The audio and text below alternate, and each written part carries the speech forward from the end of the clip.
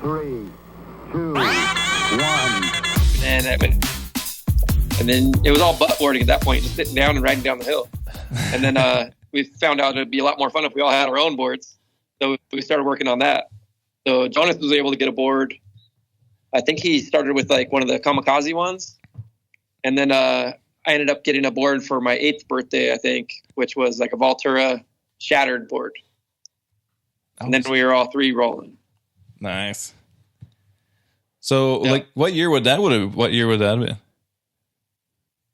Probably around 83. 83. Right before we were even alive. Yeah. I was there for a lot of the very beginning stuff. I mean, our first skateboard video we saw was the Bones Brigade video show. So we went up to the local skate shop, which was Billy's General Store up in Montrose, and they would wheel out the TV with a VCR, and they'd pop in the skate tapes. So I think it was right after Future Primitive had already come out. So we saw that one as well. But we saw those both videos were the first ones. So pretty sick to start there and kind of progress with everybody else. That's pretty sick. I mean, did you know like the skateboarding culture was kind of, I know you moved around a little bit when you were younger, but when you finally got to settle back down in California, like, did you realize like, you know, this was going on all around me? All these videotapes you were watching, these were people within your own state?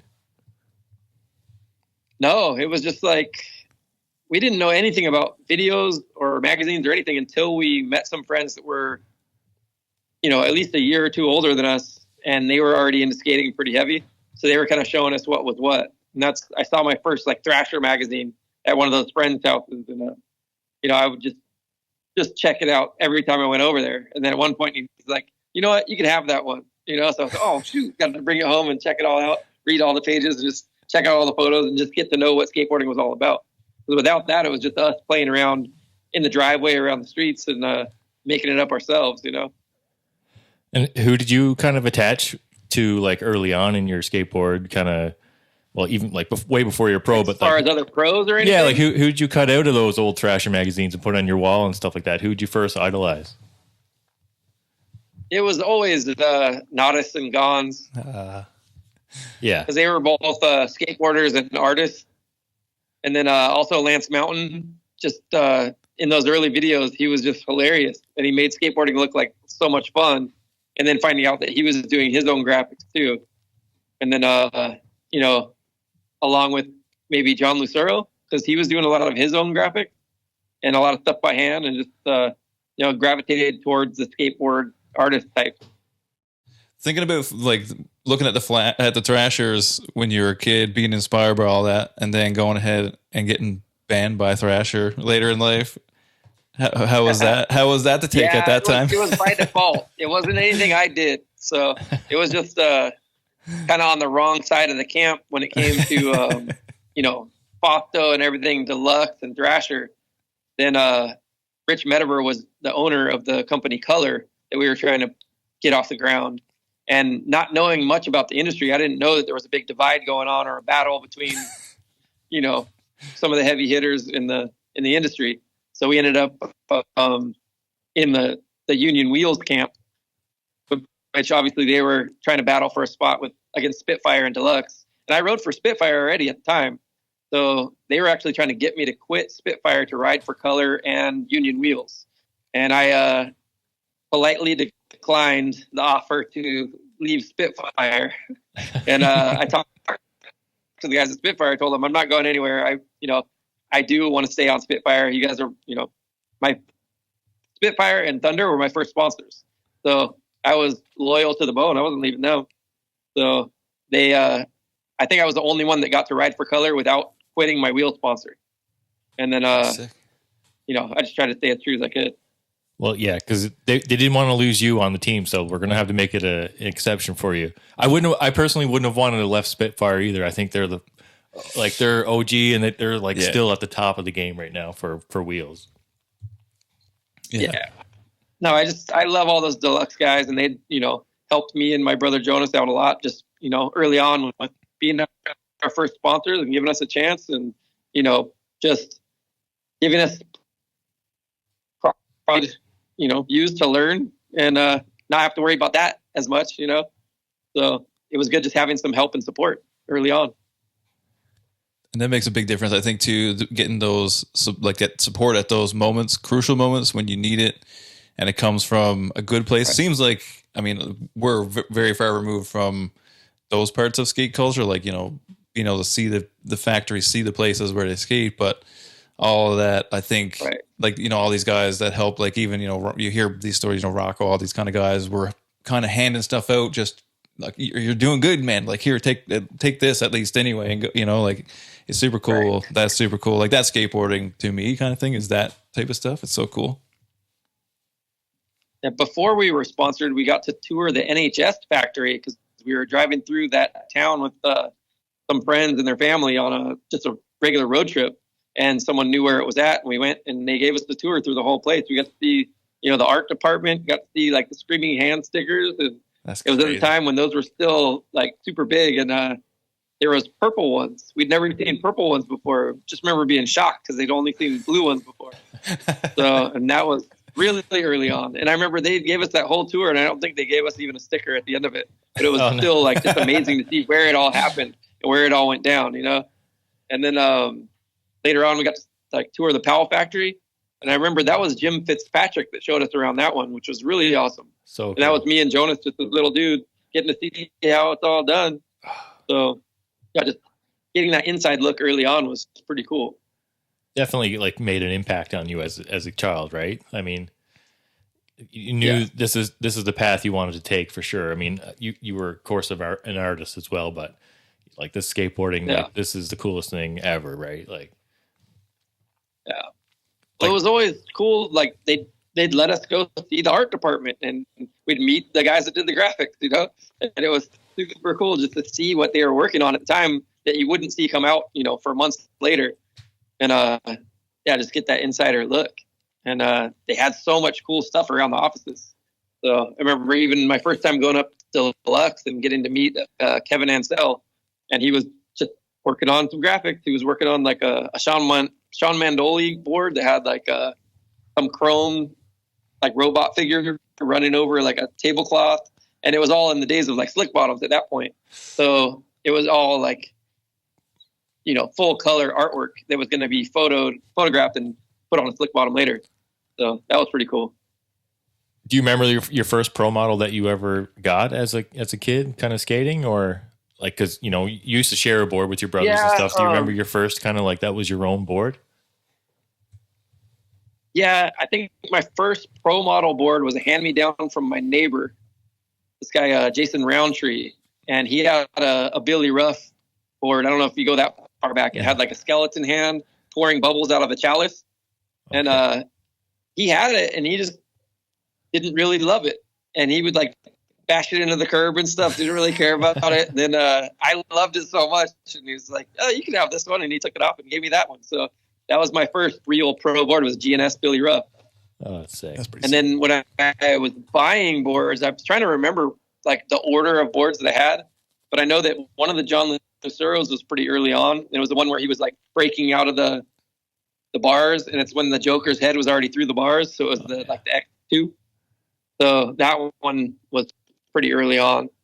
And then that one got stolen from me right on the streets of Montrose. Oh, no. So, yeah, some dudes pulled up in a van, and we were with a whole group of our friends, and we were skating a piece of plywood down to our house so we could either repair the ramp or build the ramp. We had a little quarter pipe in our driveway, and these guys pulled up, and they were mentioning, oh, there's like a nail in the plywood. You got to get that out first. And they grabbed a rock, and they're trying to hammer it out, and they got us all focused on that. And then the guy just ran back, grabbed my board, hopped in the van, and they took off. Oh, no. Like, damn it. I had a bad feeling when they came up. I'm like, nope, we don't need anything from these guys, you know? But then no one else seemed to mind them. All right, maybe they're all right. But they snatched that one. Oh, no. So after that, I ended up with a Sims Staub, the Pirate deck. So that was an awesome one, too. I used to buy all my boards just for the graphics. You know, it was all graphic based, because back then you weren't really worried about the shape. Right. So some of the other, I know I had a Malva Dogtown early on. That's so awesome. That might have been before some of those other ones. That one was also graphic based. But we had been going to Pipeline, and we knew Malvo was skating there. He was probably the first pro that we had been in the vicinity of. So he was skating one of the bowls in the back while we were skating a little launch bowl. But I remember the buzz going around the park that Malvo was here. You know? That's great. So That's so cool, man. Like, yeah, it wasn't until later we saw Salva too. So cool. That's super cool. Like, do you like? Cause so where we grew up in our proximity to California is pretty much on the complete opposite side of North America, right? So we're Canadian. We grew up on the east coast of Canada in Newfoundland.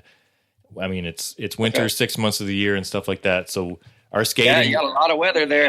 Our skateboarding could only be half of the year and stuff like that. But do you realize there's advantages to that too?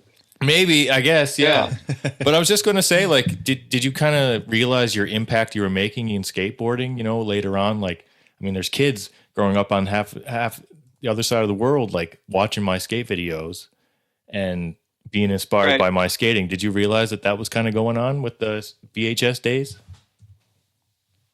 For my own stuff, not until a lot later, because we were just out there skating and filming and shooting photos and just doing as much as we could because we skated every day. So we'd pretty much only be shooting stuff on the weekends. So we just skate all the local spots during the week and then go shoot on the weekends down in San Diego or like wherever we had to go where there was stuff going on. Because no one was really coming into our area to film or shoot yet. Not until a lot later when we had pretty much run through all the San Diego spots and all around Orange County with Ortiz showing us around. But then, when we started getting our names out there and getting photos in the magazines, getting video parts, then people started coming to check out our spots too. And we had a lot to share around that time. So, we opened up a few new spots to everybody. Well, and you were featured in the very first 411 video, right? So how did that feel then at this whole start of 411, which was like the biggest popular like video magazine subscription thing you could get at the time, right? So yeah, that came from just shooting and filming with Chris Ortiz a lot. So we'd go out with him and he'd take us to all his spots, usually a little bit more inland, like upland area. And just shooting photos with him all the time. And then he would film as well. So depending on what he was trying to do, we would film for stuff. And I don't know, we started gathering a lot of footage. And I was filming for the color video at the same time. And I think I was just coming off filming the Blockhead, Debbie Does Blockhead part too. Right. So all those things were happening all at once, just back to back. But the way I heard it was Mark Gonzalez was supposed to have that first profile for 411 and the cover. That's super cool because then, like, that's when I noticed too, like, parts started to evolve, like, around that time because the kind of first stuff we seen was probably those early 411s. So, like, I found because now you're seeing like flip into tricks, manny out or manny in tricks. Like, you kind of see that. That's like what I noticed first. I was like, oh, this is like starting to become different now. Like, so. Like, did you guys notice that, like, in the scene when you're already there? Like, it's one thing to see it on video kind of thing, but did you guys notice it as well? Like, things are starting to escalate. Everybody's getting better kind of thing? Yeah, it kind of went in waves, though. I don't know how far back you guys go, but you remember, like, the New Deal videos, like 1281 and stuff like that, or Useless Wooden Toys? Useless Wooden Toys, like, yeah.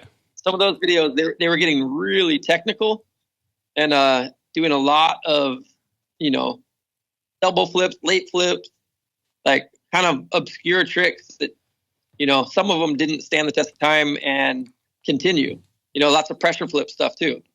So that kind of came and went. And then, it came back when like ledge skating, people doing flip in, flip out, and it got tech again. But it had to do with like the size of the wheels and the shape of the boards and all that stuff. Everything was changing, trying to figure out what direction skateboarding was going in. So it had a couple dips, along the way, but it found its way. That's for sure. Because like the way I remember it, of course, like first when I even started skating, it was like, big deck, tiny little wheels, like that kind of thing or whatever. And then it slowly like became the 775 era. Like that's how I kind of like I only skated 775. slightly not big wheels, but slightly larger wheels kind of thing and stuff like that. But that's when you notice like people are getting like younger kids are getting exceptionally better, like at that juncture and stuff like, so that would have been, what era would that have been? Like, what am I trying to say here? Up in Smoke and stuff like that era when I've started to notice like humongous differences in younger kids kind of thing coming up or whatever. So was it like leading into that era of skating? Like you're getting a little bit older, you're getting a little more technical yourself. We notice your tricks are getting bigger and badder, and everybody's kind of progressing this way. Like especially when Rodney Mullen comes back on the scene as a street skater kind of thing, like that era. Yeah. So what was it like to be in that video and stuff like that with him and stuff? Well, we got to skate with him a lot because I would go into the World Industries offices to do graphics for my own stuff. And remember, it was even Sean Cliver that was teaching me how to cut the Ruby list, to like do the different layers of colors on the graphics. And I don't know, when we started even Dukes over there, we were in there doing logos and working on the computer with JT. Anytime we had to get an ad done, we'd have to go use his computer and talk to him and tell him what we wanted, and he would just get it all done. So we were in the offices and around Rodney a lot. So, and we got to skate together when we were filming for Secondhand Smoke. And I just remember, just even skating like the 7 or 8 stair with him when he was getting his kickflip down. And I think it was the biggest thing he'd ever kickflipped. And just like, giving him little pep talks and trying to, because he didn't know where to look or how to pop or what to do, like how to catch it. And like, because it was foreign territory for him to float that low, going from flat ground freestyle to like now you're jumping down some stairs. And he wasn't as young as the rest of us. So, there's a little fear involved of what's going to happen. But he was able to, get it dialed in and get a kickflip down a pretty nice set of stairs. So it was rad just being there for that and watching his process. And then obviously I will learn from skating with him just the way he thought about everything a little bit differently. And just his abilities were way like different than everyone else's. Just thinking outside the box and what kind of tricks he was coming up with and just his process of getting them done. Yeah, cool. No, he definitely is he's got a different mindset for skateboarding. Sure. He's got a huge philosophical kind of way of looking at things and stuff like that. And like you said, like he's doing pogos while you start like you do 360 flip, and then he's like you're skating down the Carlsbad I think school, and then he's doing pogos, and then you're like going back around like that huge frontside flip over Carlsbad. Like that's probably, I mean, the very first skate video I've ever seen was Secondhand Smoke, so it definitely made a lasting impression on me. So like Rodney doing his stuff there, with the Aerosmith playing there, and then you with Cream White Room. I mean, did you guys have any impact on the music that you chose back then, or was that kind of left up to the producer and stuff?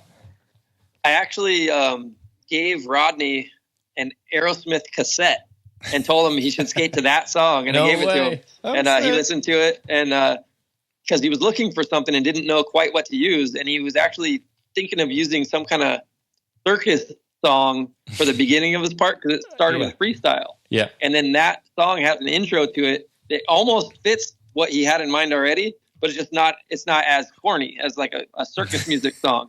So he was trying to separate the two, the freestyle in the beginning to the street stuff. And then just the way the song was structured, I'm like, this is probably perfect.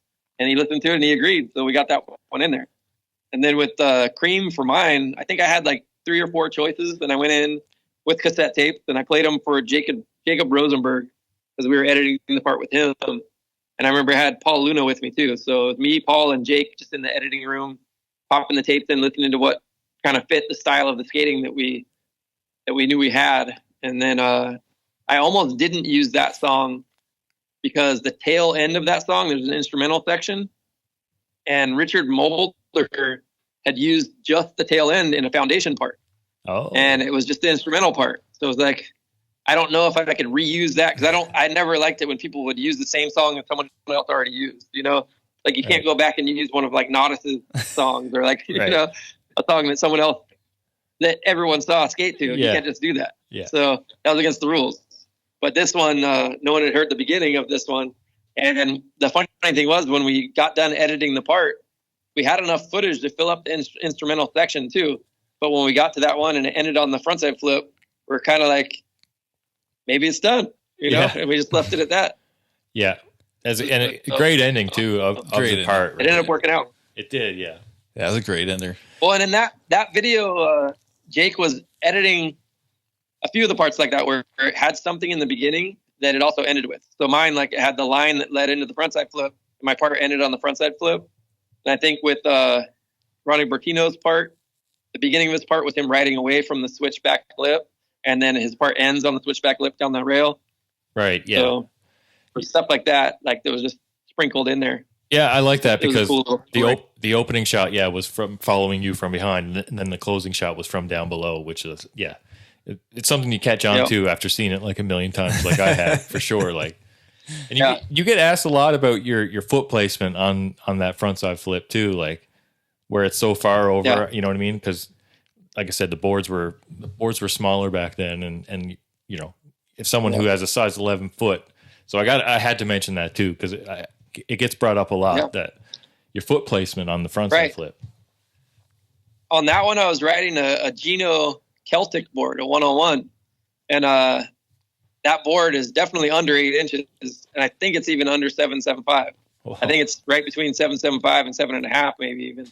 Wow! So it was a small board, but and I have a size 11 shoe, so that was it. Like, and my heel is still hanging off the other side. It's not like I have it all the way over like heel flip side, like that position. But the way that I did them, I liked doing my tricks like there was like a corner to corner technique I was using, where I'd put my back foot on the tail on the opposite corner of the side I'm flipping the board on. So my back foot's on the corner of the tail, and my front foot had to just be right there. And I actually have the weight more on my heel of the front foot than the toe, because I'm spring loading that pop. And then once I get it off the ground and snap the tail, then I go for the flip. And it may be like an optical illusion too, because those Sal 23s weren't like slim Vans like you wear today, or or Adidas or something like that, right? Like, do you find it like super different skating the shoes that are out now, like current shoes, rather than skating those 90s shoes, kind of big, beefier shoes? Those Sals were on the slimmer side because he didn't really like super puffy shoes. So, and at the time, those were some of the slimmer ones. Okay. They actually felt really good. Like those and the Airwalk gym shoe were really good. And then also some simple shoes were pretty decent around that time. They were just thinner and suede and didn't have a super thick insole or midsole to them. So that you could actually feel your board pretty good. So, yeah, all those. And then right up with the Dukes, because the Dukes came out right after those Sals. And they skated similar, but we had some stuff going on with the Dukes that people didn't really know about. With like, there was like dual density on the rubber sole, so like it had a harder heel and a harder toe, and like under the ball of your foot, than the gum rubber in the middle of the sole. So they like took longer to wear out, and they got the job done. They felt good. So I miss skating in those Duke shoes. Dukes, that's so sick. Yeah, no, because I had to ask, because like even like skating like SSLs back in the day, like I thought those in comparison to some of the other shoes were a little bit slimmer too. But then like when they were a little bit. I got back into skateboarding like mid 30s or whatever it was, like five or 6 years ago. Like I could only wear I switched to Vans, and they felt so thin on my feet. Like I did have total like way more control over the board, because I had agree with that. Not these huge pillows on my feet. So I thought, I just had to ask, you know what I mean? Well, there's advantages to being able to feel your board, but also you can feel everything else. Right. Too. So you can feel the ground. You can feel when you land primo. You can feel if you land with your heel on the axle, and like, that's true. You'll feel everything. And also with that, without some kind of cushioning below you, you're going to start feeling that all the way up through your knees, your hips, your back. If you're jumping off stuff, you're going to feel it. So I felt bad for the generations after us that were trying to go bigger than we did, but in slip-on Vans. Right. Because they're definitely getting hurt, Yeah, no, and you're what it's all about going big, right? You had those huge, big frontside 360s and stuff like that. Like one that comes to mind for me, I love the one at Love Park, and you broke your tail. Like, do you ever like think about these old skate spots that are like no longer with us, for lack of a better word, like these skate spots who have, you know, the frontside flip at Carlsbad, like these spots kind of don't exist anymore. Do you ever think about, you know, these spots of old ever?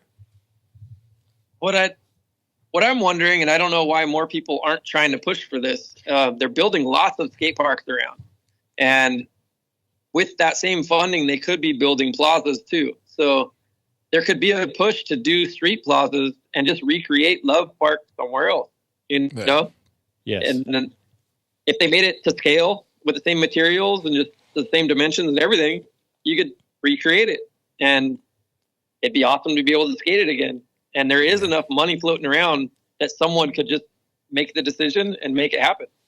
You know, they could recreate Love Park. They could do an exact replica of Hubba Hideout for everyone to skate, not just the contest that gets torn back down. And then, you know, they could bring back EMB the way it was too, if they wanted to. And I don't know if you'd actually want to add the bricks. The bricks were a signature feature of that, and it sounded great, but man, that chewed up your boards really bad. it was a rad feeling. The bricks were real snappy. They were good to pop off, but you know, nollie, fakie, or your board lands upside down, going across those bricks, it'll get some chips. Yeah, I would say. Yeah. Yeah, no, I think they did a little bit of that in Street League where they replicated like a 12 set that was in Hollywood or something like that. That they have these yellow poles like blocking the kind of landing area. That'd be like Wilshire. Yeah, I think the Wilshire rail. Yeah. Yes. And they recreated that for a contest. I think I don't know if it was Street League or whatever, but I thought that was a great thing because that's cool. Like I said, we're losing these spots that we grew up watching and everything like that. Yeah, and like now that I'm an older adult, I'd love to go visit these spots and take pictures. Like, oh, this is where Jeremy Wray did frontside 360, or this is where, you know, secondhand smoke frontside flip. Jeremy Wray, are you kidding me? Like, you know what I mean? That's what, you know, I would nerd like out on, right? I would too, so you know, I just wanted to get your opinion on like places that are just disappearing. That day we got to skate Love Park, I got to tell you, it was raining while we were out there on that trip. So the day we showed up, it was all wet, and there was no way that anyone was going to skate it. But then the rain had already happened and gone, so it wasn't like it was constantly getting more wet, but there were puddles everywhere, especially on the landing. And then someone asked us if we were going to skate it, or specifically me. They came up like, "Are you going to skate this thing?" It's like, "No, it's all wet. I don't think it's going to work out." And then that person went to the trash can, got an old newspaper, and just started soaking it up and like dried up the landing. And once he got it dry, he's like, "Hey, it's dry. You can skate it now." We looked at like, it's actually dry enough to try something. It was still a little slippery, but you know, it was skatable. So we just went to town, went for it. And when I ended up breaking my board, I think that was even like, you know, third or fourth try, that board got snapped, and I didn't have another board with me, and we were only there for that day. I was like, well, I guess I'm not going to be able to get it on this trip, you know? And I always thought I'd be able to come back and try it again, but it wasn't like a top priority to get it done or anything. So, but it was fun to be able to skate it. I always wanted to try it out and just see what it was like. And it was a great spot because you could get as much speed as you wanted, and the ground was so snappy. It was that like textured marble. So it had such a good pop to it. But that landing is in a fountain, so it's like kind of gritty and kind of slippery. So it's like coated with stuff that's a little bit waterproof, and it has like a sandpaper texture to it. So falling on it isn't that fun. But you know, you can ride on it easy enough. Yeah, just don't drag your hands on it at all, I guess. Yeah, no hands. Yeah, I'm sure it would eat you up. Yeah. Can you talk about rad spot? Can you talk about a little bit like about your time on audio and like then kind of the transition as well to Element? Because I mean, you got to like, I mean, one step beyond, you have Bam Margera on there as well, kind of, and then it led into Element, and Bam was on Element as well. Did you guys have any kind of working relationship? Were you guys like cool with each other, or were you just kind of like seeing his whole projection go off, and it's like, what the hell is going on here with this reality TV and stuff? Like, yeah, he started popping up when he rode for Toy Machine, so we'd see his video parts and then all the CKY stuff and like all of that. So he got on did you get on Element first and audio later? I think so. Yeah, Okay. I think so. Yeah. So I remember they were kicking around the idea of getting him on Element, and all of us were down. Like we just thought all of his stuff was hilarious, and he was a good skateboarder, and he had his whole crew. He kind of had something already going on, so I had no problem with it. And then, when he was already on Element, we got him on audio as well. And same thing, they kind of kicked around the idea. What do you guys think of this? I'm like, yeah, let's do it. So on trips and stuff, I'd end up getting roomed with him sometimes, and just going out when we were in Barcelona, got to go skate out there. And I remember on that trip, he had just gotten a really bad spider bite on his leg, which sounds funny, but like Not. I showed up and he's already up at the room, and I knocked to get in, and it takes him a while to get to the door. And then when he gets to the door, he's got just this huge mountain of something on his leg. And he's like, yeah, I got bit by a spider, and I don't know what kind it was, but it's a bad one. And he could barely walk. And we're in Barcelona for a few days. So he ended up getting a trick by the end of the trip, a nice switch backside tail slide off a ledge down some stairs. And it ended up being right across the street from that long fountain street gap that I ended up getting a backside 180 on years later. But it's the one I was looking at it just to see about getting the ollie on it. And after Wild Bam was trying to switch back tail, I was checking this thing out. And by the time they were done, the guys who were shooting the video and photos came over to check out the spot. And I don't think they thought it was possible. So I'm telling them, what about this? Like ollieing from this ledge over the flat and the 3 stairs. And they looked at it like, all right, well, let's go eat. Like, they had no interest in trying it. I was like, all right, I guess maybe it's not a good idea, So, but then later, Diego Buccieri ended up getting it, and he got the ollie. So I was like, see, it is possible, and he got it. So the next trip out to Barcelona, we ended up right in that same zone again. Someone skating that ledge. I'm like, I remember that ledge, like where Bam got his switchback tail. And then we go across the way, and like, yep, the spot's still there. But again, it just rained that time, so the fountain ledge was all wet. So it was a little sketchy trying to get the speed to get the backside 180 going, because every time you push, it was wet up there, so your foot would slip. So a little sketchy. And it was on that trip, it was the dead of winter. So they sent us out there like during our summertime, but it's reversed over there. So it was the winter time over there. So it was cold, rainy, and just like, that's why I'm skating in a jacket and a beanie while I was doing that one. But I felt like I had to ollie at first just to know if it was possible to get the backside 180, because I wanted to be comfortable with it. And then once I got the ollie, I could do the backside 180, quicker. So I just had to know the speed, get used to the gap. Yeah. Like, what were some of your favorite like road trips back then? Like, I mean, you got to travel everywhere. Like, what were some of your favorite destination spots to skate? Like Spain, probably top of those for sure. Yeah, Barcelona was just an amazing skate city. I mean, we didn't have a car most of the time we were out there. I mean, you're just taking the trains and stuff. So you're skating all day, every day. You're skating to the train stop, taking the train somewhere, skating from the stop to the spots, and then skating back, getting on the train and skating all the way back home. And then a lot of the places we stayed, they're like, you got an apartment on the 5th floor. And sometimes the elevator wouldn't be working. So you just have to be walking up and down flights of stairs like multiple times every day. So by the time you leave Barcelona, if you're there for a week, you're just a beast. Like everything, you're just fit. You can do anything. Skating everywhere. Speaking of spots, that's another spot that apparently that's going to go missing here soon is Macabre. We're talking about that. Or not Macabre, what am I thinking of? Max Bus. Yeah, Max Bus. Yeah, that's going to supposedly going missing here soon. And then there's people petitioning to try to get that back, which is like, that's iconic too. Yeah. Like, are you kidding me? You're like, what? Yeah, it's crazy because we would go skate there kind of as the warm-up spot to go to the other spots. So I don't think we ever even tried to film there. That was just like the meet up, hang out, get warmed up, skate the flat ground, and then we'd head on out to the spots. So it's interesting that became the spot, Yeah. There was always stuff to skate there, but yeah, there was just so much amazing stuff in the city. There was other options where we could get clips. Beautiful. Barcelona, that's one place I want to go is Barcelona. I just like to skate around the city. It seems like it's very skate friendly. Like every time, like you see people trying big tricks on, you know, something big on a big ledge or a big set of stairs. Like there's cops kind of blocking people and stuff. I was like, this is amazing. Like this should be everywhere. Yeah. You know, I think it drew a crowd a few times when we'd be skating a spot in the middle of some neighborhood and people would just stop and watch. But yeah, it didn't seem like people hated skateboarders as much as they do around here. You know, it was the same vibe when we went to Australia. Like they were super nice out there and they liked skateboarding. They were down for skateboarding. And even like if the cops did come up, it'd be like, oh, sorry, mate, you can't skate here, but there's a park down the street, and they direct us to where we could go skate, rather than just wrap you up or take your board or give you a ticket. You know, it was more constructive. That's better. That's the way to do it.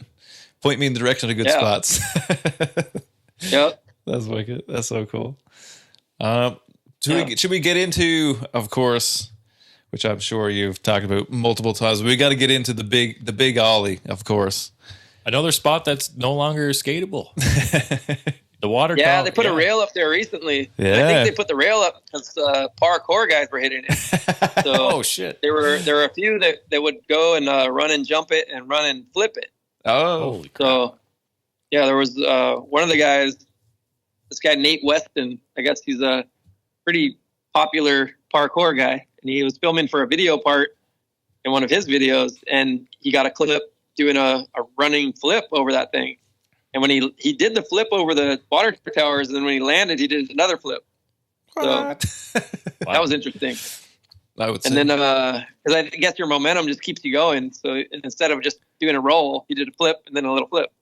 So, but he's not the one that got in trouble for it. It was another guy that climbed up the tower, and he was like climbing up one of the poles, and he broke the pipe, whatever it was. Oh. And I don't know what ran through the pipe when it broke. There was nothing going through it. But he just kind of placed it back together, climbed up, and he included that in his video when he shared it on Instagram or whatever, or Facebook or wherever he put it. So they were able to track him down and be like, yeah, you did damage here, and you need to pay for it. Ooh. So I imagine they put the rail up to stop people from even trying it. But a few people had gone up there and looked at it too. Skateboarders had gone up there and at least looked at the edge, but it's super gnarly up there. It's not a comfortable place to be, you know. Definitely does not seem. I don't know. Like watching the clips, it's sketchier watching you jumping back and forth. Yeah. Between it versus ollie. Yeah, I always had to run and jump from that side because the only way to get up was on the landing side, and you kind of had to go into the wind that direction. So it would have been a lot harder to get and maintain the speed going that way, at least on a skateboard. So running and jumping it was the only way to get to the other side, and then I had to skate it back, try to ollie it back. But also on the landing side, it was a rougher landing, and had like cement patches that were just in the way, and you wouldn't want to be riding through that on your way on the takeoff.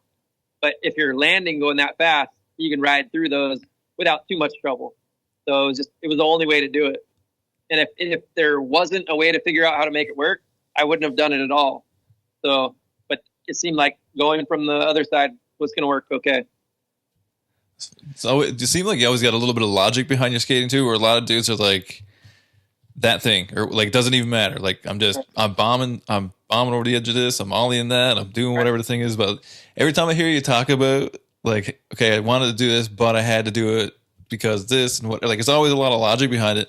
So like, take us back to that day. So like, what even gave you the idea that you could even do that? Like, I've seen these water towers around, but like, what even inspired you that day, or even at any point to be like, you know what, someone could do is, because every skater goes around looking for skate spots. You see a nice set of stairs or whatever, right?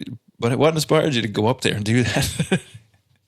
Well, we had been skating other roof gaps, and probably just seeing other people skate roof gaps. But I remember Damian Carbajal had a rad photo that Sturt shot, black and white, between two roofs, and his was like from like a corner of a rooftop to another roof, so it made it look even more dangerous just because it had like this big old triangle that he's coming off of, and it probably wasn't even the most huge roof gap, but I mean, from underneath and those two buildings, you're going between them, it just looks amazing. So it was rad. And that kind of stuff inspired me just to look for spots like that and just start looking around the schoolyard with different eyes, and start looking up a little more. And once you go on the rooftops, you'd be surprised. There's some spots. And there was even a spot down off McFadden, down in Huntington Beach area, that the whole rooftop had stuff on it. There was like a hip up there. There was like these metal boxes that people were skating like a ledge. There was like flat gaps there. Remember Frankie Hill ollied one of the hugest flat gaps on this rooftop. And it was in one of the PAL videos, I'm pretty sure. But it was in slow-mo of him just ollieing this. It was like a 12-foot flat roof gap. It was so far.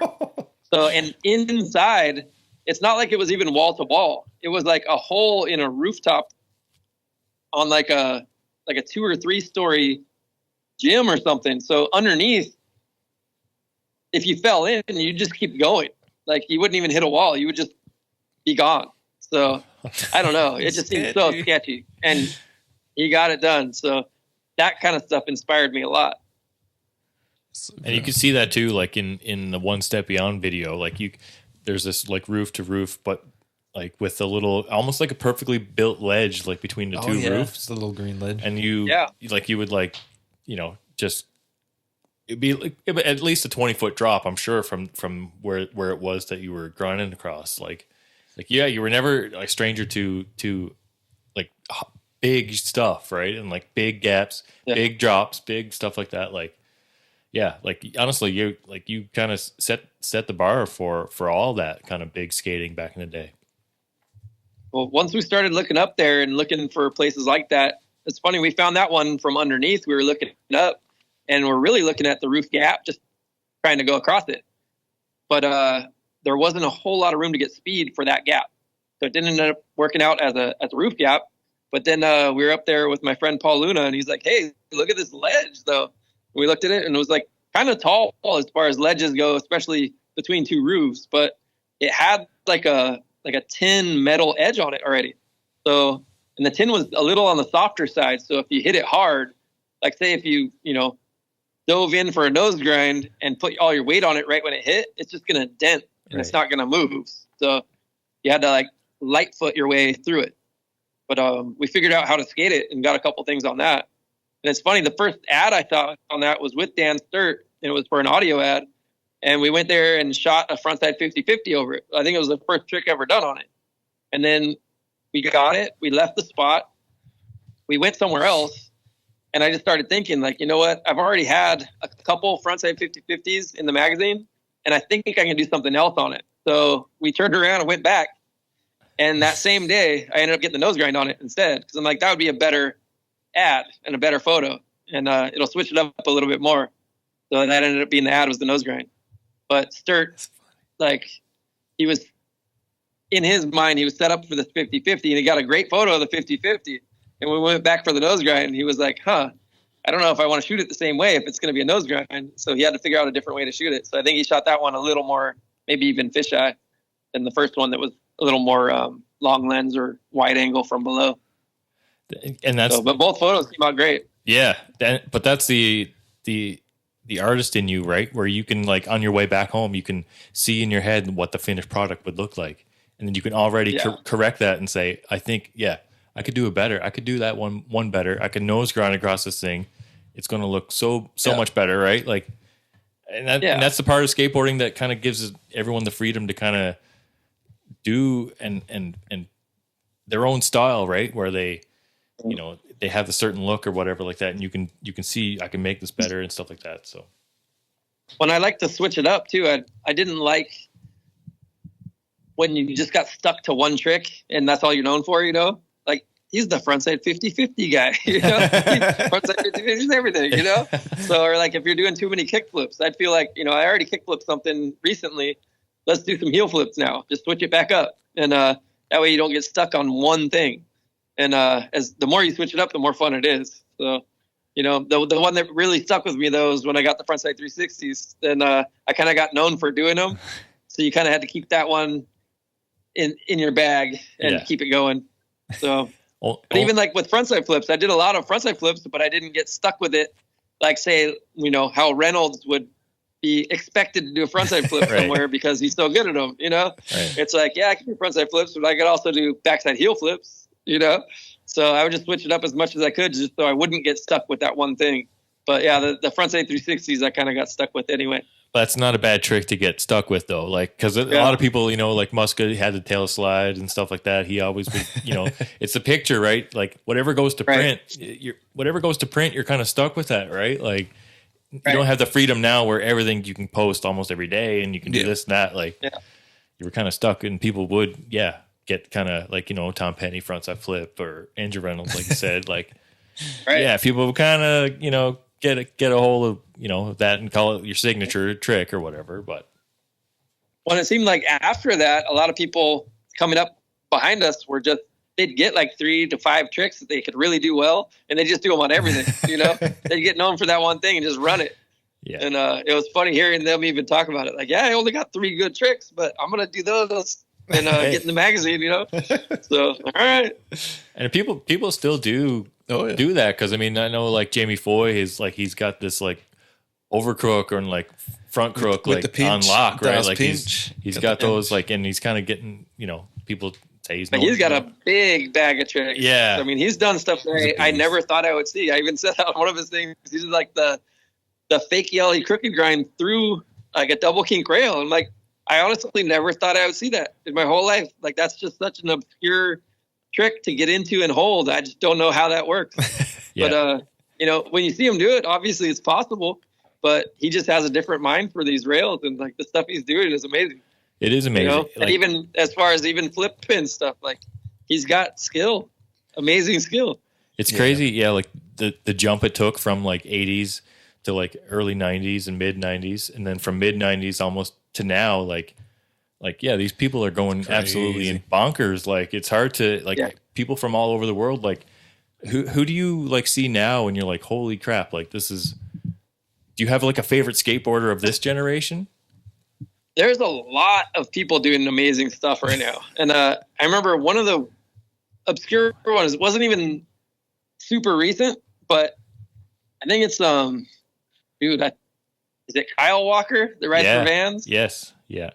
Okay. He grinded a rail that was just like kink that kept going and kept going and kept going. And that one is in Glendale. It was down the street from where we grew up doing our skating. So like, you know, I rode by that on my Voltura shattered board on my butt. No way. You know, riding So down to the sick. Glendale Galleria. And I just remember we had looked at it, and it's like the stuff of cartoons. Like, what if you did this? I'm sure we even set our boards on it as we were walking down the stairs, like putting your board up for a grind or a board slide and just like walking down all those stairs with it. But I'm pretty sure it looked exactly like the one in Glendale. And I think it is. It goes right onto Verdugo Road. And it was like, man, I can't believe that it got to the point where someone could actually do that. It's insane. That is crazy. And the way he even ollied out the end, he didn't grind off the end. He like ollied off the flat part and down the stairs, which it's like got to be well over head high when you're coming off the rail at that point, and he's flying. I don't know how you can like comfortably do all that, you know? Kyle Walker is a crazy. He's definitely someone to check out for sure, and definitely I could see it's cool that you had that connection, that you've seen this rail growing up, and then all of a sudden, it does get to that. That's crazy. Well, then also like another one would be Milton Martinez. Milton, yeah. He even did this one. It's that Santa Guido double set that everyone was battling to get this double set ollie done, but there's also rails there, and the run up for that spot is just sketchy. It goes around the corner, it goes through all kinds of cracks and ups and downs, and the takeoff for that thing wasn't even that good. I think the top stair kind of went down. There was like a seam right before you ollie, but the double set had the rails, and we ollied out to frontside lip slide onto that rail. And when I was looking at the set in the blockhead days, I was like, I'm less interested in ollieing these stairs. I'm more interested in that ollie to lip slide and seeing if that's possible. Because I'm goofy footed and just you'd ollie about halfway out and then get on this rail. But the main factor that made it, with all this stuff being as sketchy as it is, you see it's possible. There's a manhole at the bottom. So right when you land, even if you did everything perfect, you land on a metal manhole cover that had the gnarliest knobs on it. It's like, you even if you did it all perfect, you'd probably land in that thing and just eat shit. So like it's just not worth it. When you add it all up, it's like, yes, it's probably possible, but you know, doing it all right and you still eat shit, it just isn't worth it. So I let that one go, but knowing in my head that it's possible. And I don't think and telling people while I was there what I see, they thought it was impossible. They're telling me I'm crazy. But then Milton comes around and he does the exact thing that I was looking at, like probably maybe even 20 years before, and he got it done. Crazy. I'm like, I can't believe someone actually did it, because I could see it back then that it was possible. And that's rad that he did it and made it a reality. And they did cover the manhole with something. Oh. So to get that rollaway, that's the one thing, you'd have to cover it with something. So he got it. And then he went back for the nose grind right after that. Like, holy shit. And he ate shit on that nose grind, but he survived. But, man, I can't imagine. I would not have gone for the nose grind. That's crazy. Especially if I survived the lip slide. But he's got it like that. So, yeah, props to him. That's madness. Yeah. I like Milton. Milton's right on. People will always want to go bigger and better. Like, people will always want to precede the generation that came before them, right? And it's because of those generations before them that they become inspired to do such things. Like, anything is possible. Yeah. I've seen Jeremy Wray water tower gap over 40 feet in the air. Are you kidding me? Anything is possible. Yep. Yeah. It is. Now it is. Now it is. It's even like it's like Tony Hawk Pro Skater, man. It's crazy to think like just people can do. Just to cover up, finding a way to cover up this manhole at the bottom of the gap, right? Like, yeah, everything's come a long way with the Bondo and stuff. Yep. That there are like filmers that like to prep the spots for people, get it bondoed, get the kink cut, whatever you need. And like, I really just like skating it as I found it, and I wouldn't like fixing any of this stuff. You know, if it was, I don't know. It takes something away as soon as you see something altered to make it more possible. That's true. I would go along with that statement. So I like it being as pure as possible and just skating it as I found it, and also that it's not made for skating. You just found something that it's possible, so you just do it, and with as least setup as possible. You know, I have noticed that. Just get in and get out, and leave nothing but one mark. Well, that's kind of the true definition of street skating, though. You know what I mean? Like, now it's almost a little bit more production value to it, and people do this or that. You know what I mean? Like you said, when you guys were skating it, it was just as raw as it could get. Like, it was just you going to the school or going to wherever it was, and you were going to skate it. Like, that was skateboarding, right? Yeah. Well, it's like, you know, like I remember people used to get mad about wax. Like, in our generation, no one was waxing stuff. You know, it was like forbidden to put more wax on something. Like, you just didn't do it, you know? You just had to go faster and try to lightfoot it. That was it. And I don't know at what point it changed, but now there's no shame in any wax. They'll wax the whole thing, like, you know, all the way for lip slides, like the wheels, out the edge, everything. They'll wax the whole thing. Yeah, they'll even wax their board and wax their trucks. Yeah. As much wax as they can put on, and like, no one seems to care. Yeah, what was that? It might have been TJ Rogers, like the backside tail slide, like, and it was so long. It was just like he was just tail sliding. Tory Pudwell with on that steps. Oh man, it was so long. Like, but that thing's so long, like without the wax, you're going nowhere. No one from our generation would have been able to do that without wax. You know what I mean? That's just, to make that thing possible, you have to do that. Nobody. And he went as fast as he could, and it's still with all that wax. Yeah. You know? And he's still slow. Speed at all. You have to go blazing into it. Yeah. So he got it. Yeah. Yeah, he's done amazing things. Pudwell's crazy too. Yeah, he's done some cool stuff. No one had access to that much wax back then. No, man. That's cost a lot of money for that wax. Candles. Are you kidding me? Yeah, just stealing candles from your mom's drawer. Stealing Pero wax from the cabinet. Candles, for sure. There wasn't skate wax. Yeah. Really, it was just candles from the store. Yeah. From mom's like drawer. Yeah. You used to get the Pero wax for baking or whatever, like doing sealing or whatever on your baking, because it was cheap. You get it for like four cubes or whatever, 4 bricks for like $4 or whatever. I remember doing that all the time. It was so funny, man.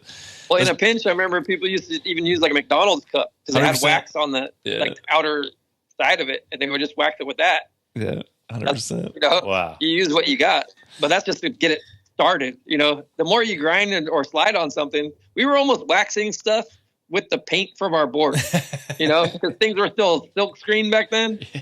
So you skated enough time to get enough paint on that thing, it'll go. That's so true. That's how we wax stuff, or you just skate a red curb that already had paint on it. You look for stuff that's painted, and you're good. So that was wax. Now they're waxing metal. Yeah, man, because they're going so fast.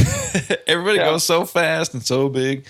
It's crazy watching the progression of like even because I've really got really back into skating. Like you're just paying attention to it even in the last like 10 years. And I took kind of like 5-year kind of gap, not really paying super close attention, and then seeing the gap and then seeing what goes on now. And like what's your opinion of the Olympics doing skating?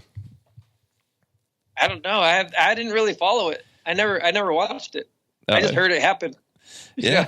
I don't know. Yeah. But the same thing, like with the televised contest, I never watched the televised contest either. Oh, I guess. I think the only one I saw was like, we were in a hotel somewhere and it happened to be like, I think even my wife put it on. It was on ESPN and I saw Jake Brown do that huge fall off the mega ramp. Yeah. That's the only piece of any contest that I ever saw. And I was like, what happened? And we know Jake. It was like, holy shit, what happened to Jake?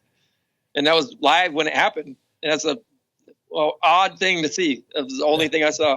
That's probably one of the gnarliest slams I can ever remember. It definitely is. That's when both of his shoes just fly off like rockets. Right. Oh, man, that was insane. Only a skateboarder can survive that kind of fall. Oh. They knew exactly what to do to soften it, Yeah. Because if you tried to land straight on your feet, you're just getting accordioned. There's no way. You'd break everything.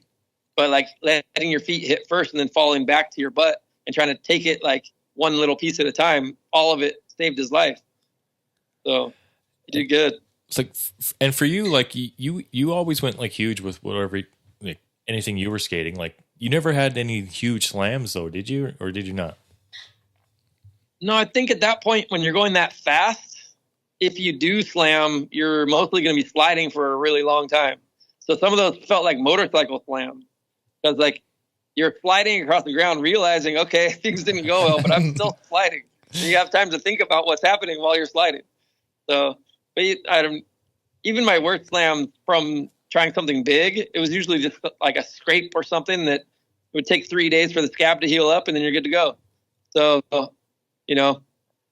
I made it through most of that stuff pretty unscathed, but I did have a knee injury in Australia at we were just skating a demo, and I did a kickflip fakie on a steep bank and ended up doing the splits on my board. I couldn't get my foot off my board, and I couldn't get my front foot off the top of the bank. And it was just like a weirdly steep cement bank. So it kind of made you in a funny position. Like if you're doing a kickflip fakie, you're used to where you're going to be, but it put you further off the wall or something. It was just strange. So all the dimensions were off. It was a funky one. Too much pop. That one got me. Yeah. But that was probably the worst injury from skating, I think. Yeah, no, splits are the worst. Yeah. Splits one are of the worst. I don't enjoy that. But I can't do the splits, so I'm not that flexible. So when it came to a point, something had to give. It was my right knee gave. But I was able to get it fixed up, and then that was all before the audio One Step Beyond video. So when I popped right back into it, it was like, all right, time to go back to work and film a video part. So I think we got that one done in like maybe 3 or 4 months left when I started it. Yeah. Wow. So I had to catch up with everyone else, but I got enough done to get it in there. Yeah. Yeah, you did. You did fine. No, really. Yeah. It's one of the amazing, one of my favorite parts. I still wanted more time, and like they were pushing that one to come out because they knew the flip video was coming, and they didn't want like to be overlapping with the flip video. But then the flip video got delayed, so we had plenty of time. There it is. Hey. Yep. There it is. But it's 9:08 over here, so my son's gonna be done with basketball, so I gotta go check on him. So if we want to do a part 1 and part 2, we can do it to be continued and put a pin in it if you want. All right, yeah, man, we'll get you back again. You guys okay with that? Absolutely, yeah, that works for us, man. That's excellent. We love talking to you. Otherwise, I could take you with me on the walk, but it's rainy out here, and I don't think we're gonna have much light. So no, man, that's all good. You go. Yeah, we go enjoy your thing. Interesting to carry it on. We can cut it there and bring it back up here in the near future. Yeah, man, we'll give you a show. I'll have more time, and if you catch me at home, it'll probably be easier to get something done too. Yeah, man. So No worries. But I'm glad we got to chat for about an hour. Yeah, that's Got perfect. pretty good. Yeah, Yeah, that's awesome, excellent, man. dude. We really appreciate it. Really appreciate your time, man. As always. Yeah, no problem. Thank you. Yeah, we'll get it to be continued. To be continued with Jeremy Wray. There we go. All right, my friend. Dot. That's right. Thank you so much again, man. We'll check you again.